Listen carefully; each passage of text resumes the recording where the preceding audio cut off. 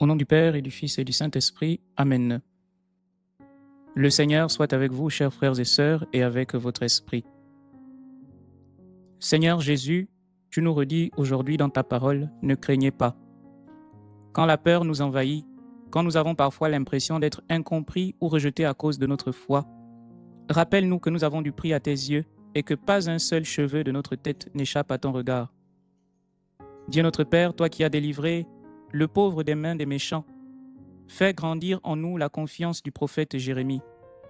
Que nos cœurs chantent avec le psalmiste au milieu des épreuves et que la grâce surabondante de ton Fils Jésus triomphe en nous du péché et de la mort.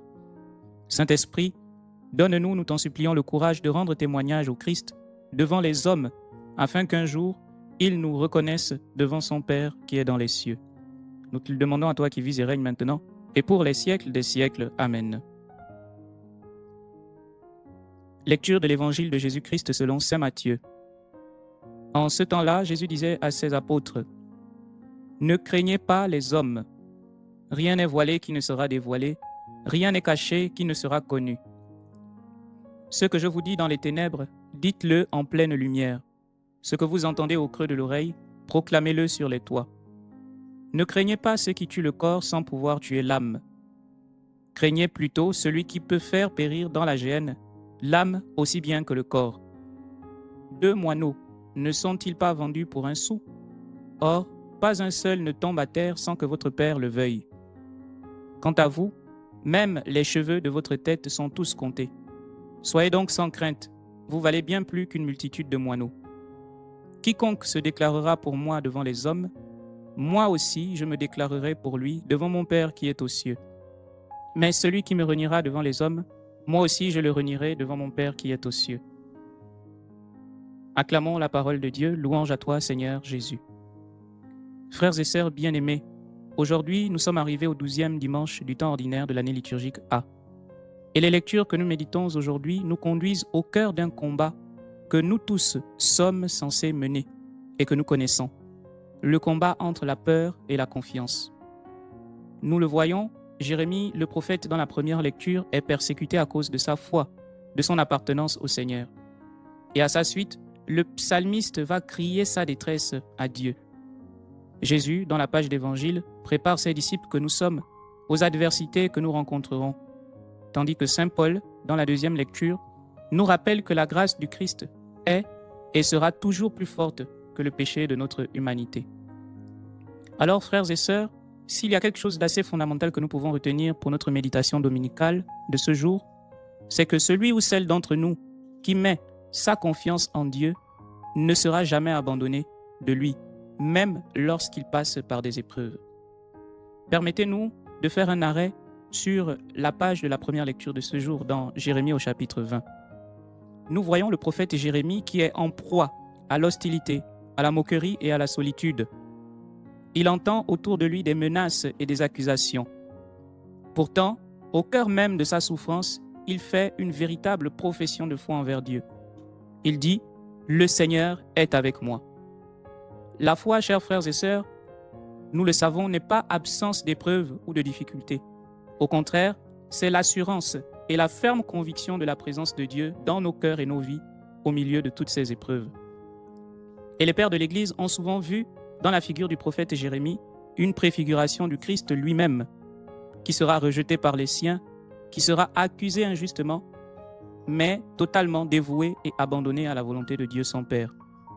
Saint Jérôme, par exemple, nous fait remarquer que le prophète Jérémie ne triomphe pas de ses ennemis par sa propre force, mais surtout parce qu'il s'appuie sur Dieu et sur Dieu seul. Bien-aimés, cette parole nous rejoint personnellement de manière profonde, s'il faut la contextualiser. En effet, beaucoup de chrétiens, beaucoup parmi nous, frères et sœurs, expérimentent une forme de marginalisation au niveau de leur foi. Il n'y a qu'à regarder le phénomène de la laïcité qui prend davantage de l'ampleur dans notre société contemporaine. D'autres, par exemple, traversent des difficultés sur le plan familial, le plan professionnel, ou encore même dans leur intériorité, dans leur vie de foi. Comme Jérémie, frères et sœurs, nous pouvons être parfois tentés de penser que nous sommes seuls. Et la parole de Dieu de ce jour nous rappelle que la fidélité de Dieu ne disparaît pas lorsque les épreuves apparaissent dans nos vies. Au contraire, Cette fidélité se manifeste précisément au cœur même des épreuves. C'est la raison pour laquelle le Seigneur nous dit dans la page d'évangile que nous avons médité tout à l'heure, dans Matthieu au chapitre 10, à partir du verset 26, Jésus nous dit par 3 reprises « Ne craignez pas ». Cette insistance, mes bien-aimés, montre combien la peur peut parfois habiter nos cœurs. Et il y a plusieurs formes de peur de nos jours. La peur du regard des autres, la peur d'être jugé, la peur de se retrouver seul, d'être abandonné, la peur de l'échec, la peur de ne pas réussir sa vie, la peur du rejet, la peur de perdre ce qui nous sécurise, et même parfois la peur de témoigner de notre foi. Jésus, bien-aimé, ne nie pas l'existence des dangers. Au contraire, il ne promet pas à ses disciples une vie facile. Non, Jésus ne nous a pas menti, il nous a plutôt dit la vérité. Il dit, « Dans le monde, vous aurez à souffrir, mais prenez courage, j'ai vaincu le monde. » Jean 16, verset 33. Jésus nous révèle quelque chose de plus grand. Nos vies sont dans les mains du Père. Il nous dit, dans la page d'Évangile, « Vous valez bien plus qu'une multitude de moineaux. » Frères et sœurs, cette parole touche au centre de notre identité chrétienne. Elle nous touche profondément. Nous ne sommes pas aimés de Dieu parce que nous réussissons, mais nous sommes plutôt aimés par lui parce que nous sommes les fils et les filles de son Père qui est dans les cieux. Et Saint Paul, dans la deuxième lecture, frères et sœurs, nous rappelle une vérité fondamentale. Là où le péché a blessé notre humanité, la grâce du Christ a surabondé. Les chrétiens que nous sommes ne sommes pas des optimistes naïfs qui ignorent parfois le mal. Au contraire, nous devons être des personnes qui savent que le mal n'aura jamais le dernier mot. Amen. Alors, cette parole que nous méditons aujourd'hui nous rejoint dans plusieurs aspects particuliers de nos vies. En particulier, lorsque nous avons peur de témoigner de notre foi. Oui, chers frères et sœurs, dans de nombreux contextes, parler de Dieu pour nous semble quelque chose d'assez difficile. Nous craignons parfois d'être incompris ou jugés par les autres. Et Jésus nous invite à ne pas cacher ou à ne pas diluer l'Évangile. Témoigner, bien-aimé, ne signifie pas imposer notre foi aux autres, mais plutôt vivre ouvertement au milieu des autres comme de véritables disciples du Christ. Parfois, un simple signe de croix, une parole de foi ou un acte de charité peuvent devenir un véritable témoignage. La parole de Dieu d'aujourd'hui nous rejoint encore lorsque nous traversons des épreuves. Nous l'avons mentionné plus haut. Ces épreuves peuvent être une maladie, le deuil, la solitude, le chômage, des pressions ou des tensions familiales. Ces réalités peuvent nous faire croire que Dieu est loin ou qu'il est absent de nos vies. Jérémie, le prophète, nous apprend à prier même au cœur de la détresse. Très souvent, frères et sœurs, c'est un réflexe que nous perdons quand nous passons par des difficultés. Toujours courir à Dieu, surtout lorsque nous broyons du noir. Notre foi ne consiste pas à ne plus souffrir. Non, non, frères et sœurs. Au contraire, elle consiste à continuer à croire que Dieu agit, même lorsque nous ne voyons pas encore son œuvre. Un autre aspect assez important, cette parole nous rejoint lorsque nous nous sentons sans valeur. Notre société mesure souvent la valeur d'une personne à sa performance, à ses diplômes, à son apparence ou à son succès. Le Christ affirme au contraire, « Vous valez bien plus qu'une multitude de moineaux ». Cette parole, frères et sœurs, me rejoint personnellement, et je pense qu'il en est de même pour vous. Parce que notre dignité vient de l'amour du Père pour nous. Elle ne dépend ni de nos réussites, encore moins de nos échecs. Enfin, cette parole de Dieu nous rejoint lorsque nous sommes découragés par le mal. Il y a autant d'injustices, de guerres, et nos propres faiblesses qui prévalent et parfois peuvent nous faire perdre courage. Saint Paul, dans la deuxième lecture, nous rappelle que la grâce de Dieu est plus forte que tout. Le chrétien est celui qui vit dans la certitude que le Christ ressuscité a déjà remporté pour lui et dans sa vie la victoire. Donc, nous sommes plus que vainqueurs par le Christ qui est avec nous. Alors, frères et sœurs, j'aimerais qu'on note cette phrase en commentaire et qu'elle puisse guider toute notre méditation de cette semaine. Quelle est aujourd'hui la peur que nous devons remettre entre les mains du Père?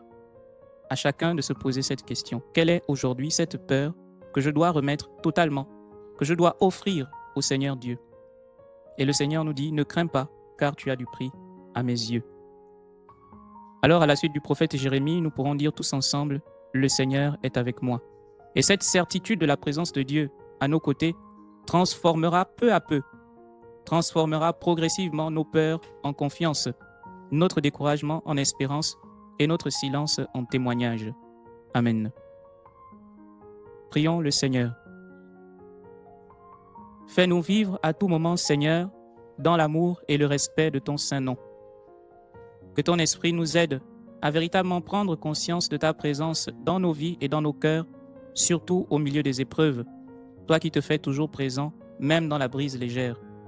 Seigneur, toi qui ne cesses jamais de guider ceux qui s'enracinent en toi, daigne nous fortifier par ton amour. Nous te le demandons à toi qui vis et règnes maintenant, et pour les siècles des siècles. Amen. Frères et sœurs, le Seigneur soit avec vous et avec votre esprit. Que Dieu Tout-Puissant, dans sa bonté, nous bénisse et nous garde, le Père et le Fils et le Saint-Esprit. Amen. Bénissons le Seigneur, nous rendons grâce à Dieu. Avant de nous séparer, j'ai à cœur de nous partager ce verset qui est un extrait de l'Épître aux Romains au chapitre 8, le verset 15, qui nous dit « Nous n'avons pas reçu un esprit de peur qui fait de nous des esclaves, mais un esprit qui crie en nous « Abba », c'est-à-dire « Père ». Que Dieu te bénisse.